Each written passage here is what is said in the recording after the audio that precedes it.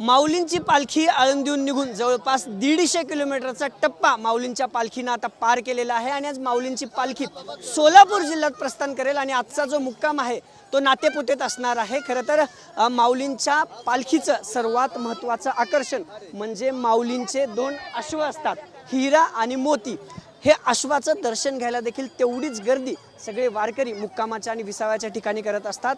ही परंपरा आजची नाही आहे, 1832 पासून शितोळे सरकारचे मूळचे कर्नाटकच्या असलेल्या शितोळे सरकारांचे दोन्ही अश्व गेल्या अहोरात्र वर्षांपासून जी आहे ती सेवा देतात। जवळपास 1832 पासूनची ही सगळी शितोळे सरकारांची परंपरा आहे। यातला जो एक अश्व आहे जो माऊलींची जी पादुका आहे ती वाहतो, तर दुसऱ्या अश्वावरती शितोळे सरकारांचे स्वार जे असतात ते पताका घेऊन स्वार झालेले असतात। खरं तर ही सेवा नेमकी का दिली जाते, कधीपासूनची ही इतिहास आणि ही सगळी परंपरा आहे हे जाणून घेणार आहोत। आपल्यासोबत अश्वाचे मालक आहेत अक्षरराव रामकृष्ण हरी।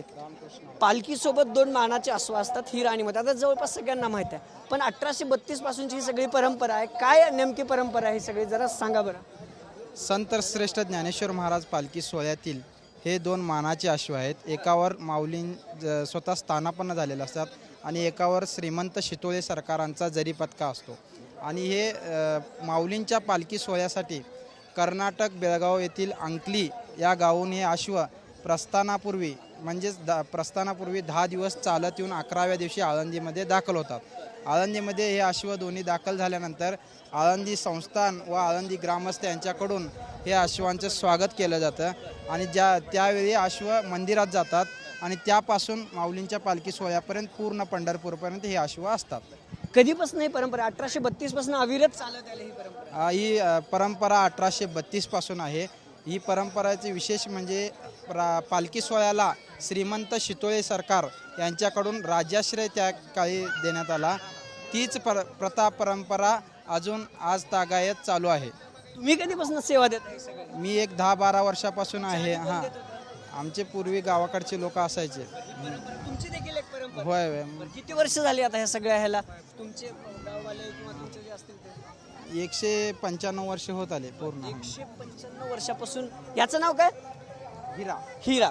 हा हिरा आहे, याच्यावरती शितोळे सरकारांची जी मानाची पताका असते ती सवार असते, त्यांचा स्वार असतो या दर्शन घ्यायला। आणि दुसरं जो आहे मोती, ज्यावरती या अश्वावरती माऊलींचे पादुक असतात, म्हणजे माऊली स्वतः या अश्वावरती बसतात। कर्नाटकमधून आळंदीचा जो प्रस्थान सोहळा होतो त्याच्या 10 दिवस आधी कर्नाटकमधून हे सगळे अश्व जे आहेत आळंदीत येतात आणि पालखीत आळंदी ते पंढरपूर हे अश्व आधी चालतात, मग मानाच्या दिंड्या निघतो। विशेष म्हणजे माऊलींच्या पालखीचं दर्शन घेऊन हे दोन्ही अश्व पालखीत चालत असतात, त्यानंतर सगळ्या मानाच्या दिंड्या जातात आणि त्यानंतर माऊलींची पालखी ही प्रस्थान करत असते। आणि ही परंपरा जवळपास 1832 पासून आता चालत आलेली आहे। 195 वर्षांची शितोळे सरकारांच्या या हिरा आणि मोतीच्या अश्वांची परंपरा।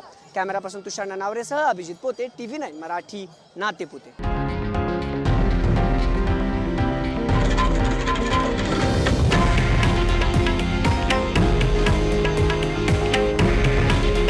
हे आहे देशातील नंबर 1 न्यूज नेटवर्क आणि आपण पाहत आहात TV9 मराठी।